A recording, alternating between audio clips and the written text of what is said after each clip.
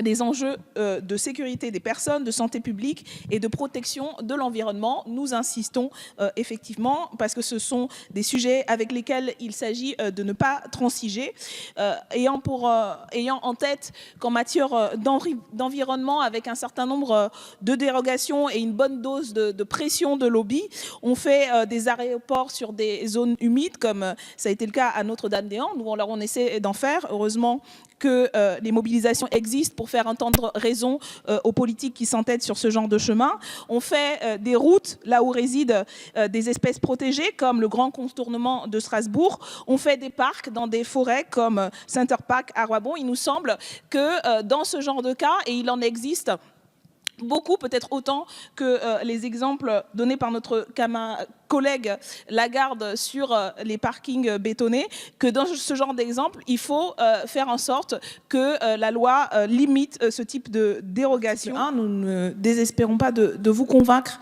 de la nécessité d'être guidé par l'impératif de protection de l'environnement, de protection de la santé publique et de la sécurité des personnes dans l'aménagement du territoire et dans l'ensemble des opérations qui sont menées.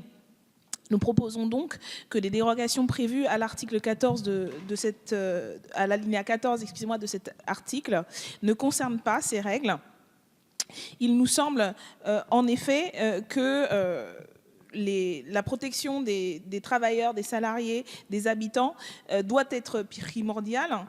Il ne doit pas y avoir de dérogation aux règles de droit commun quand elles concernent un certain nombre d'enjeux importants. Et encore une fois, même s'il faut prendre du temps, il faut prendre ce temps parce que les risques en matière de santé et d'environnement sont trop importants et il y a suffisamment d'exemples pour le montrer. Il suffit d'une fois pour que ce soit la fois de trop.